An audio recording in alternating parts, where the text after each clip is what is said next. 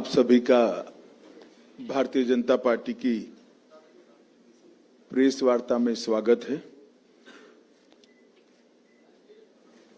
हम सब जानते हैं आने वाले दिनों में तेलंगाना विधानसभा के चुनाव होने वाले हैं।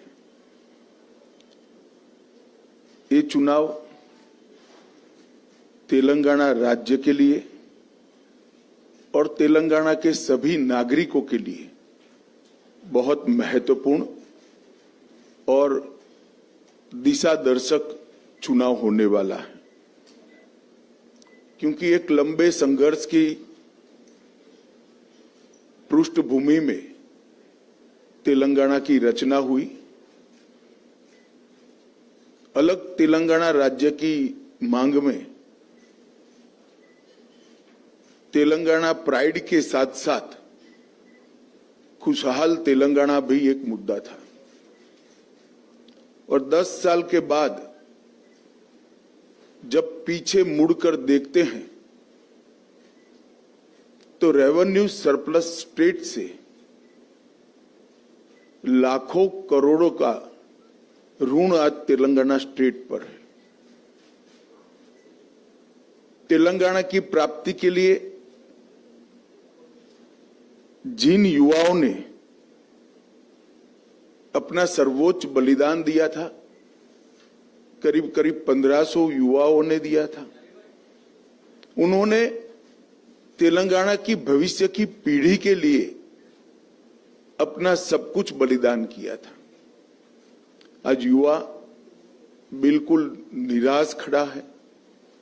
किसान, दलित, बैकवर्ड्स बिल्कुल निराश खड़े हैं और सभी लोग तेलंगाना के भविष्य को लेकर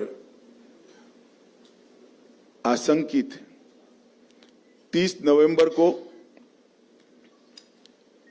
तेलंगाना का चुनाव होना है।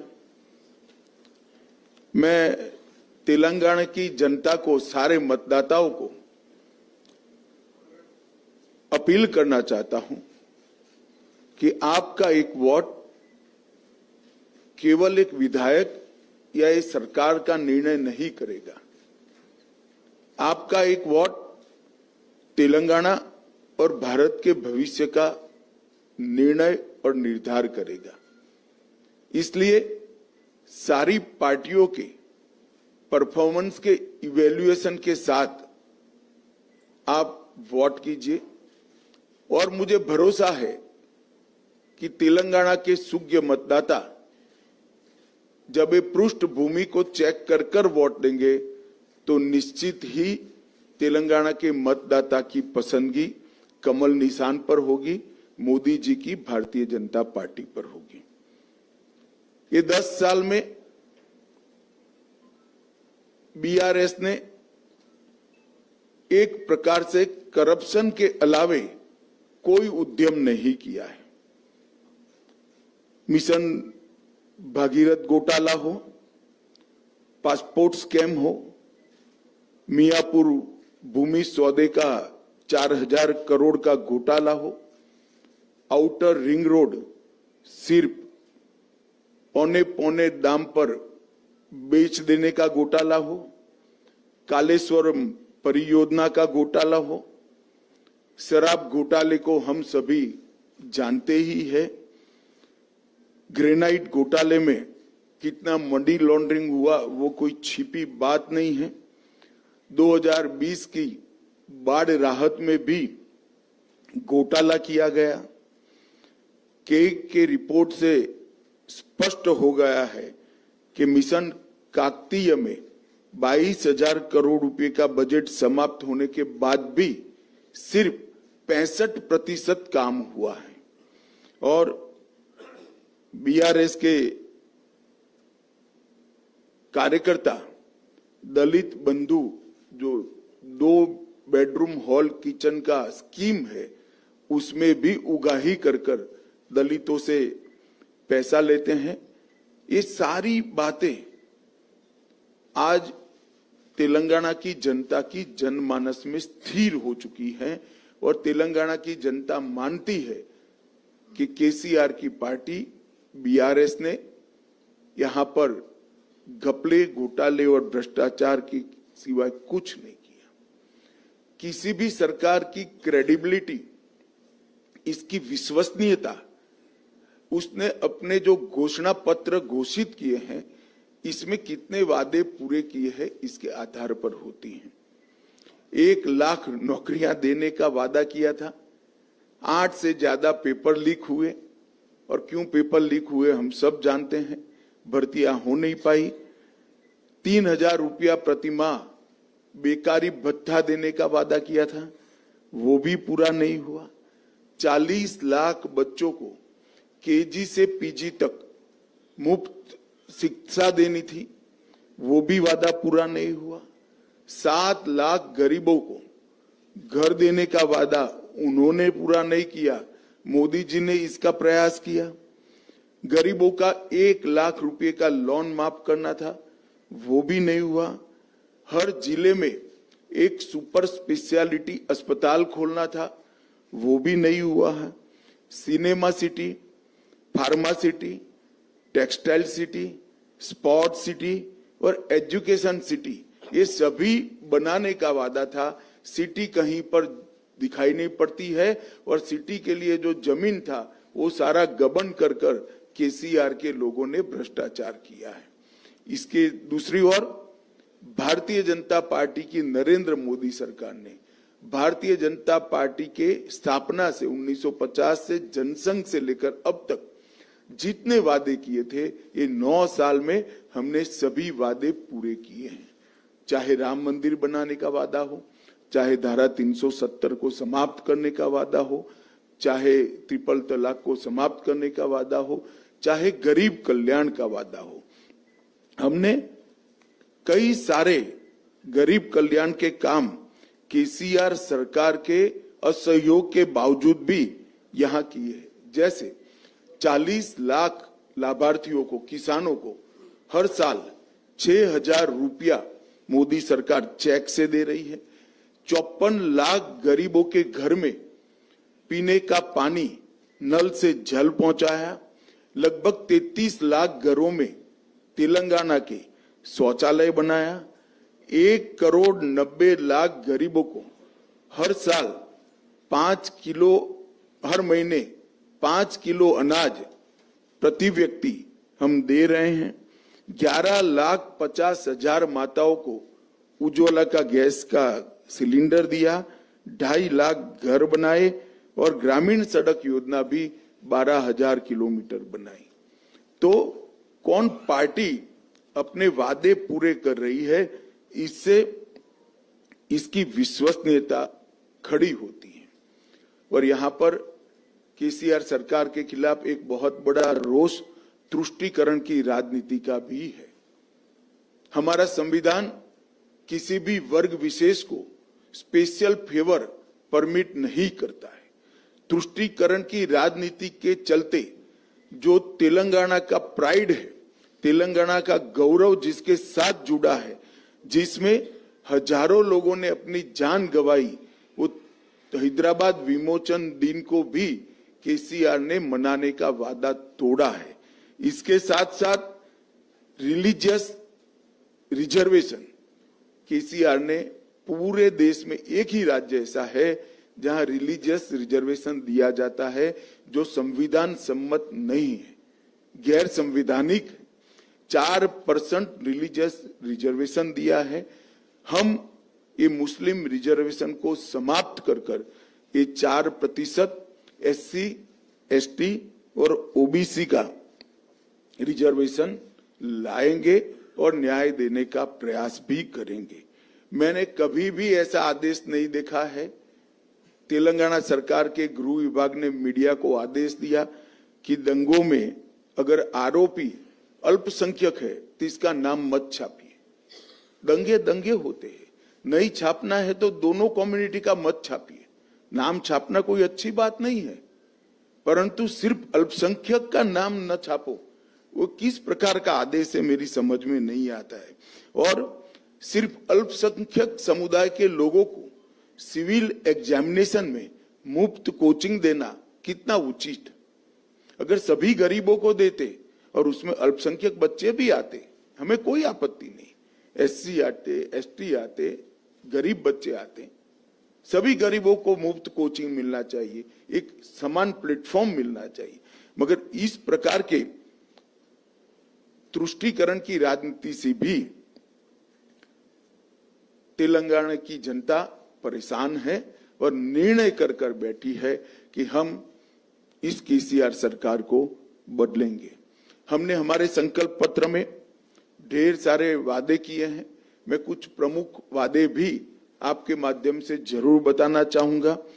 धान पर हम 3100 रुपये किलो क्विंटल पूरा धान जितना भी है वो भारतीय जनता पार्टी की सरकार एमएसपी प्लस बोनस से खरीदेगी और 1 किलो भी धान किसान का अपने घर में नहीं पड़ा रहेगा। वो भारतीय जनता पार्टी का वादा है। इसके साथ बॉइल राइस भी हम परचेज करेंगे जो केसीआर सरकार नहीं करती है। पूरे भारत में मोदी जी ने पेट्रोल और डीजल के दामों से राहत देने के लिए कस्टम ड्यूटी को कम करा था। उस वक्त जहां जहां भारतीय जनता पार्टी की सरकारें थी वहां पर हमने वेट को कम कर इसका मैचिंग प्राइस कर कम दाम से पेट्रोल और डीजल देश भर में आज मिल रहा है। परंतु जहां जहां कांग्रेस की सरकार है और तेलंगाना जहां बीआरएस की सरकार है वहां उन्होंने वेट कम नहीं किया।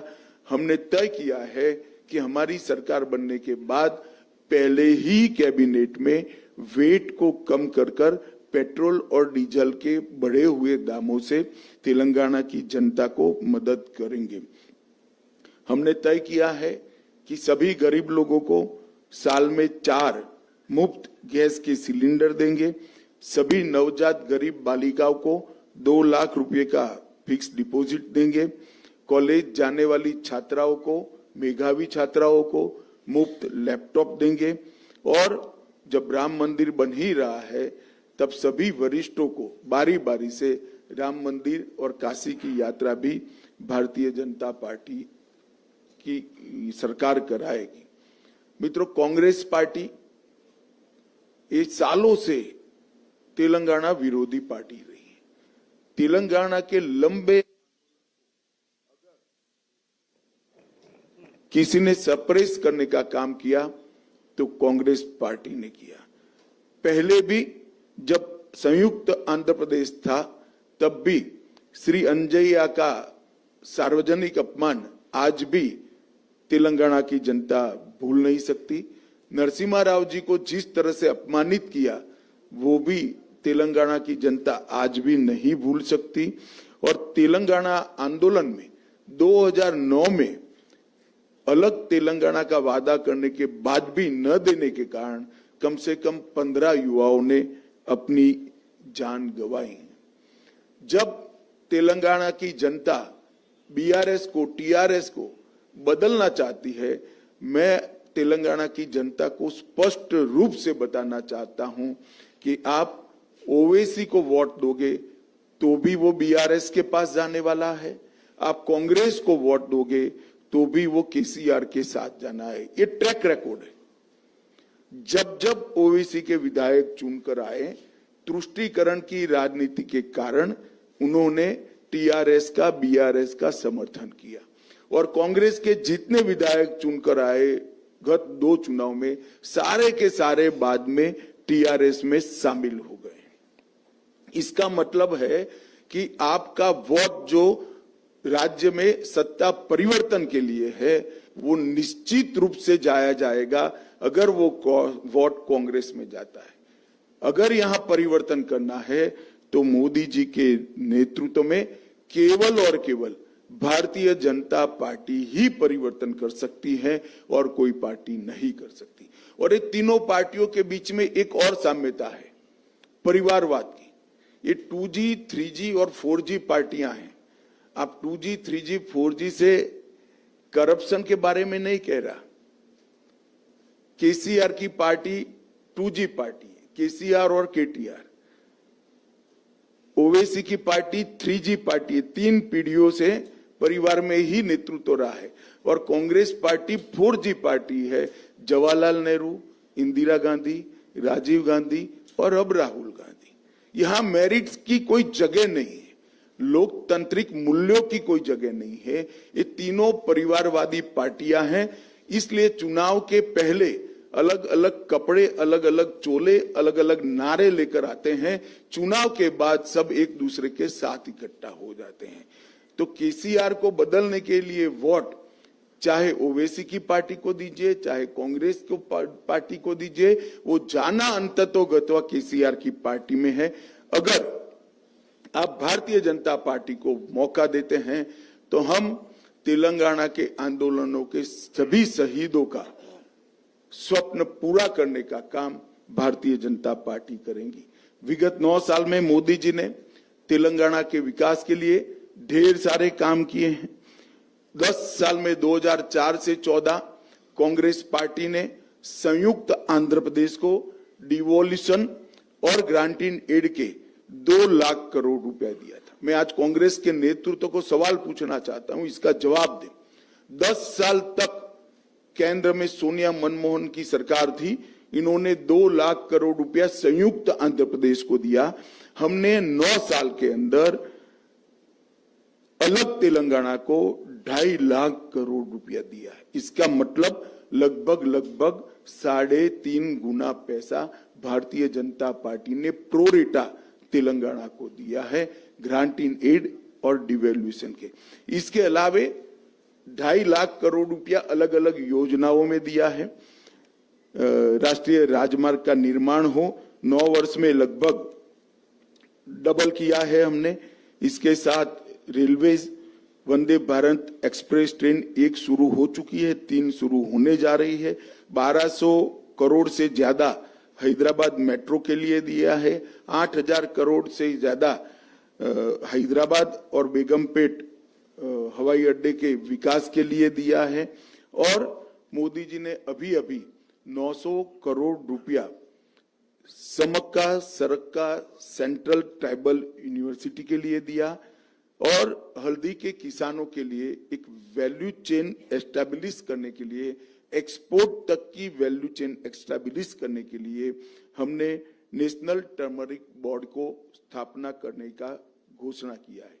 हमारे संकल्प पत्र में हमने ये भी कहा है कि तेलंगाना की भारतीय जनता पार्टी 100 करोड़ रुपया खर्च कर टर्मरिक की मेडिसिनल वैल्यू को रिसर्च करने के लिए एक रिसर्च सेंटर बनाएगी, जिससे टर्मरिक का पूरे दुनिया में उपयोग में बढ़ावा हो सके। इसके साथ साथ भारतीय जनता पार्टी ने 2 महत्वपूर्ण निर्णय लिए हैं। माड़ीगा समाज को जो वर्षों से अन्याय हो रहा है, तो हमने तय किया है कि एससी रिजर्वेशन में माड़ीगा समाज को हम वर्टिकल क्वोटा देकर उनको प्रोरेटा सीटें मिले, उस दिशा में हम आगे बढ़ेंगे। और इसके साथ साथ हमने तय किया है कि केसीआर ने भले वादा खिलाफी की कि दलित मुख्यमंत्री बनाने का वादा 2014 में किया था, खुद ही बन गए, अब बेटे को बनाना चाहते हैं। मगर भारतीय जनता पार्टी ने तय किया है कि हमारी सरकार बनने के बाद हम बैकवर्ड क्लास से मुख्यमंत्री बनाएंगे। ये वादा हमने तेलंगाना की जनता को किया है, और इतनी बड़ी संख्या में जो बैकवर्ड क्लास है उनको हम न्याय दिलाने का काम करेंगे। अंत में मैं आप सभी के माध्यम से तेलंगाना की जनता को, तेलंगाना के सभी सूज्ञ मतदाताओं को करबद्ध निवेदन करना चाहता हूं कि आप भारतीय जनता पार्टी को मौका दीजिए। आपने कांग्रेस को मौका दिया, वो टीआरएस में शामिल हो गए। आपने टीआरएस को मौका दिया, करप्शन के अलावे कुछ नहीं किया, बदहाली के अलावे कुछ नहीं किया, केवल और केवल तुष्टीकरण की राजनीति की है। अब भारतीय जनता पार्टी को मौका दीजिए। मोदी जी के नेतृत्व में हम डबल इंजन सरकार बनाकर तेलंगाना की रचना के लिए जिन युवाओं ने अपना बलिदान दिया है, उनके स्वप्नों को पूरा करने का काम करेंगे। ये अपील मैं आज इस प्रेस वार्ता के माध्यम से तेलंगाना की जनता से करना चाहता हूं। धन्यवाद। कोई बताता जाए भाई, बताओ, माइक के बगैर बताओ, दे दो भाई, आगे बोलो तुम।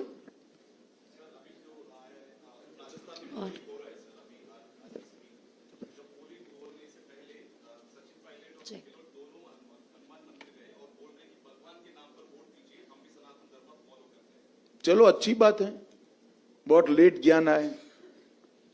अमित शाह जी, सुरेखा इंडिया टीवी से। एमआईएम और बीआरएस ये कर रही है कि अगर भाजपा को अगर मौका दिया जाता है तो यहाँ पर कम्युनल वायलेंस और मॉब लिंचिंग जैसी घटनाएं बढ़ेंगी और उसी को लेकर मुद्दा भी बना रही है, कई जगह पर प्रचार कर रही है। आप क्या जवाब देना चाहिए? देखिए, दंगों के लिए भारतीय जनता पार्टी का ट्रैक रिकॉर्ड आप सब कुछ ऑनलाइन उपलब्ध होता है, चेक कर सकते हैं।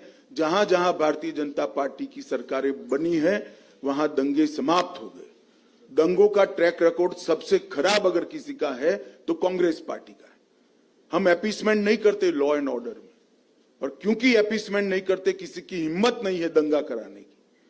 जहां जहां भारतीय जनता पार्टी की सरकारें बनी है वहां वहां दंगे बंद हुए हैं, बड़े नहीं। वोट आप मोदी को देंगे वो फाइनली जाएगा बीआरएस के पास, जैसा आप कांग्रेस के ऊपर आरोप लगा रहे, सेम वही बात उन्होंने भी बोली कि कोई सवाल ही नहीं खड़ा होता। मैं सार्वजनिक रूप से स्पष्ट करना चाहता हूं, भारतीय जनता पार्टी और बीआरएस से कभी सैद्धांतिक रूप से समझौता नहीं हो सकता, ना पॉलिटिकल अलायंस हो सकता है, ना टैक्टिकल अलायंस हो सकता है। Sir, this is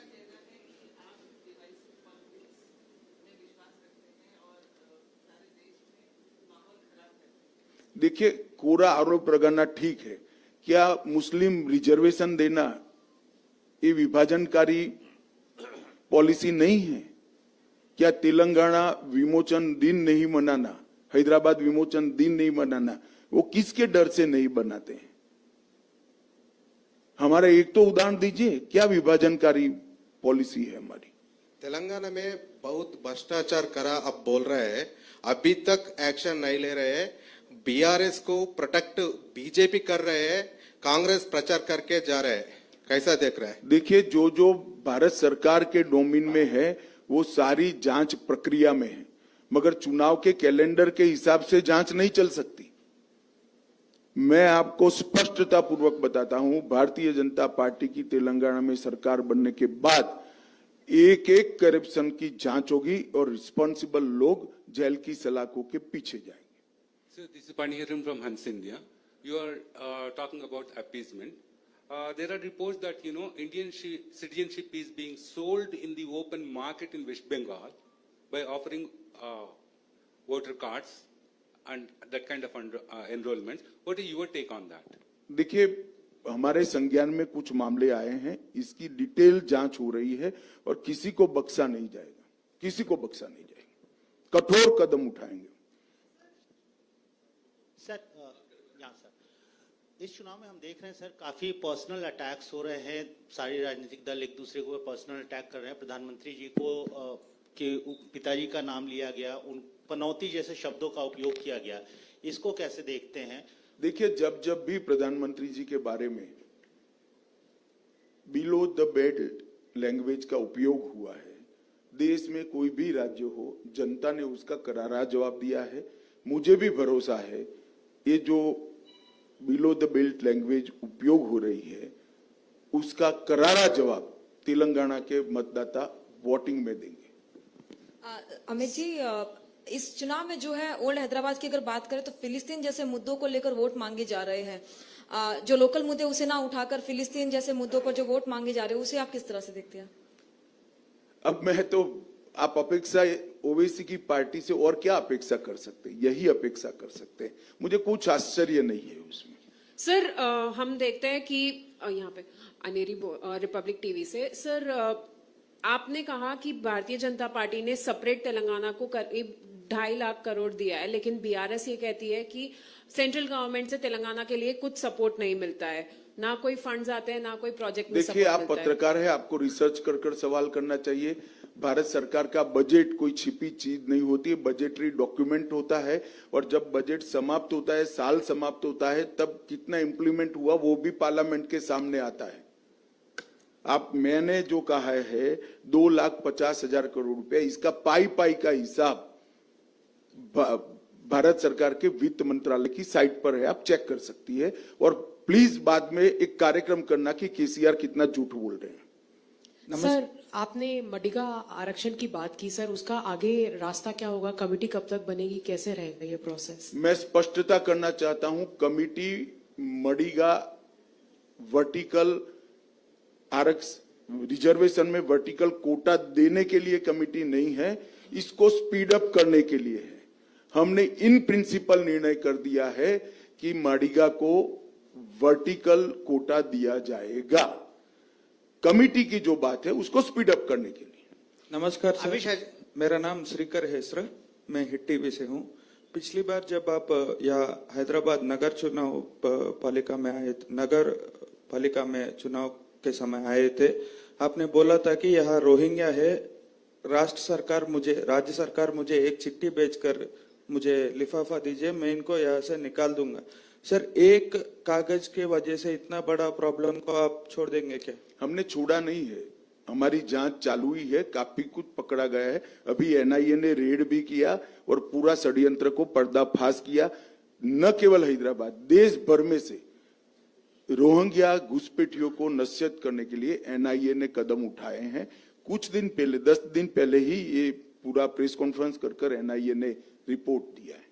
Amit Shah ji नमस्ते, श्रीनिवास फ्रॉम सिटी विजन। और इसमें हमें केसीआर की कोई सिफारिश की जरूरत नहीं है, केसीआर से अपेक्षा भी नहीं है कि वो रोहिंग्या के खिलाफ कुछ करें, क्योंकि उनकी वोट बैंक बढ़ रही है। अमित शाह जी, बीआरएस और कांग्रेस दोनों आरोप कर रहे हैं, गंभीर आरोप। पब्लिक सेक्टर ने हम कांग्रेस पार्टी बोल रहे हम एस्टैब्लिश करें, अभी सेंट्रल गवर्नमेंट एक बेच दे के खा रहे बोल के कांग्रेस पार्टी आरोप कर रहे हैं। ये बीआरएस भी वही सेम आरोप करके प्रचार कर रहे हैं। पब्लिक सेक्टर यूनिट्स, देखिए, ये नीतिगत फैसला है, परंतु जहां तक तेलंगाना का सवाल है, कुछ नहीं होने वाला है।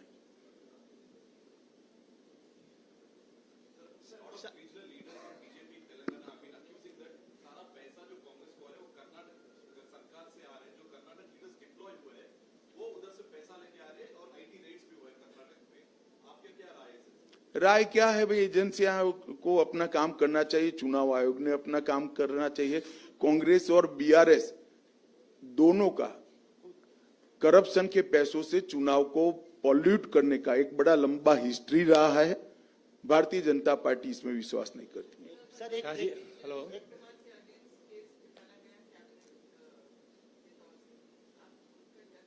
मैं अब नहीं, आप कांग्रेस पार्टी से क्या अपेक्षा कर सकती हैं? इससे ज्यादा अच्छी अपेक्षा कर ही नहीं सकते आप, वो ही करेंगे वो। शाह जी मैं हिंदी मिलाप से हूँ, विकास जगताप। इधर आपने कहा कि 9 साल में 9 करोड़ रुपए हमने राज्य सरकार को दिए हैं और 2.5 लाख रुपए भी दिए हैं, लेकिन केसीआर जी कहते हैं, केटीआर जी कहते हैं आपने कोई हम पर एहसान नहीं किया है। जो हमारा हक है तेलंगाना का, वो हक आपने दिया है। आपने अतिरिक्त क्या दिया है? पहले समझ लीजिए, मेरा प्रश्न पूरा नहीं हुआ है। हो गया, मैं समझ गया। मेरा जवाब देने के बाद आप फिर से पूछ सकते हैं। हम जो टैक्स दे रहे हैं वो पहले समझो ना, मैं बोला ही हूं ये डिवोल्यूशन और ग्रांटिंग एड का पैसा है, हेड के साथ बोला हूं। मैं भी मानता हूं ये तेलंगाना का अधिकार है। भारत सरकार ने कोई किसी प्रकार का उपकार नहीं किया है, परंतु पहले अधिकार नहीं दिया जाता था। 2004 से 14 में अधिकार भी नहीं दिया जाता था, हमने अधिकार पूरा दिया है। और केसीआर को शायद अकाउंटिंग के हेड समझने में बहुत दिक्कत आएगी, उनका एक अलग मूड होता है, और एक घर पर बैठकर सरकार चलाने वालों के समझ में भी नहीं आता है, फार्म हाउस में समझ में नहीं आता है, इसके लिए सेक्रेटरीट में जाकर मीटिंग करनी पड़ती है। सर अमित जी, इस तरफ एक और सवाल मेरी तरफ से, आशीष सर। लगातार MIM असदुद्दीन ओवैसी, अकबरुद्दीन ओवैसी लगातार ये बोल रहे हैं कि बीजेपी कुछ भी कर ले, हमारे इलाके में जैसे हम GHMC में अपने फोर्ट को होल्ड करके रखे, इस बार भी होल्ड करके रखेंगे। और एक और इंसिडेंट हुआ सर, चुनाव प्रचार के दौरान अकबरुद्दीन ओवैसी जी का एक वीडियो वायरल हुआ जहां वो पुलिस वालों को धमकाते नजर आए। इस पर आपकी प्रतिक्रिया क्या है? देखिए, इस पर मेरी प्रतिक्रिया का कोई मतलब नहीं। यहाँ चुनाव है, पूरा तंत्र चुनाव आयोग के को चलाना है। चुनाव आयोग इसकी संज्ञान लेगा और कदम उठाएंगे। मैं इस पर कोई टिप्पणी नहीं कर सकता।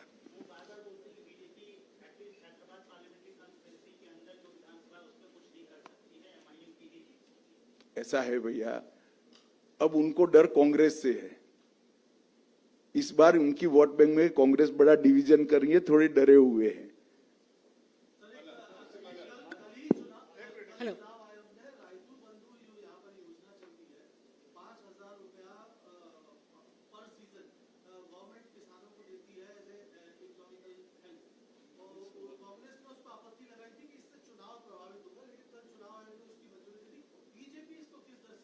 देखिए, मैं एक बात स्पष्ट कहना चाहता हूं, तेलंगाना में अपप्रचार दोनों पार्टियों की ओर से हो रहा है। किसी भी वर्ग को, किसी भी व्यक्ति को या किसी भी समुदाय को जो सहायता अभी TRS सरकार दे रही है उसको हम बंद नहीं करेंगे। ये भारतीय जनता पार्टी का फैसला है। Sir, I have a question slightly different from the election scene. दक्षिण में अगर देखा जाए तो कांग्रेस और बीजेपी दोनों 2 स्टेट्स में फोकस कर रहे हैं, कर्नाटका और तेलंगाना। इसको आप कैसे देखते हैं? आप गलत फहमी में, हम केरल भी फोकस कर रहे हैं, हम तमिलनाडु भी फोकस कर रहे हैं। कम से कम मेरी पार्टी का मैं बता सकता हूं, हम सभी को फोकस कर रहे हैं।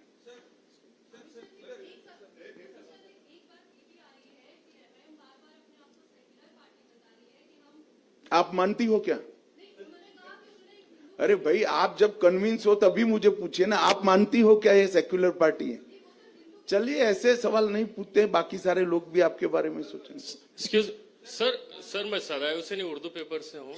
सर, मेरा क्वेश्चन ये है कि वजीर आजम नरेंद्र मोदी साहब सबका साथ सबका विकास बताते हैं, तो बीजेपी का जो मंशूर जारी किया उसमें बताया गया है कि मुस्लिम रिजर्वेशन हम खत्म किया जाएगा, ऐसे सवाल।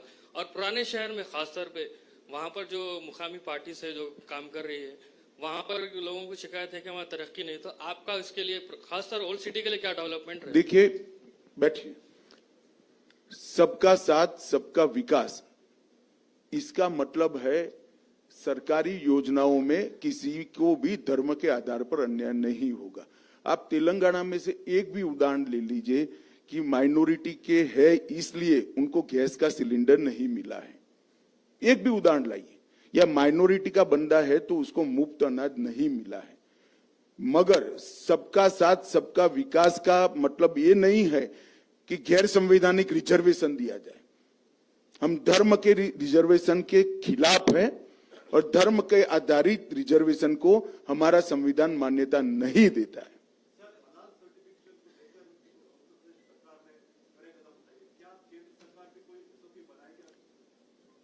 देखिए, इस पर अभी केंद्र सरकार ने कोई निर्णय नहीं किया है और इस पर पूरा सोच विचार कर ही मैं केंद्र सरकार की ओर से कुछ बता सकता हूं। जो भी बनेगा बैकवर्ड क्लास से बनेगा और हमारा मुख्यमंत्री हम चुनाव के बाद विधायकों से मशवरा कर तय करें।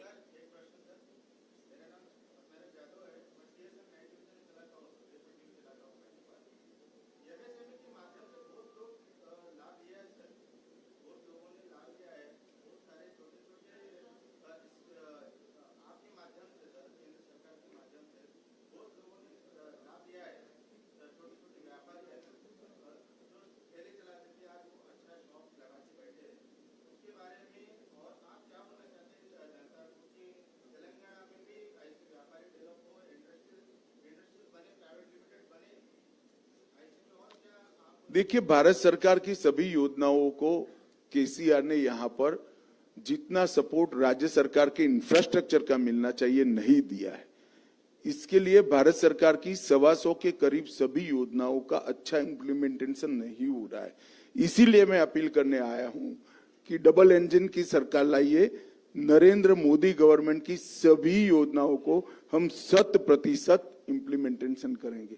मुझे लगता है आप बहुत स्ट्रेच कर अब सवालों में जा रहे हैं, तो आप सभी का धन्यवाद, और मैं आशा करता हूं मेरी फीलिंग को आप जनता तक जरूर पहुंचाइए। बहुत बहुत धन्यवाद। అందరికీ ధన్యవాదాలు।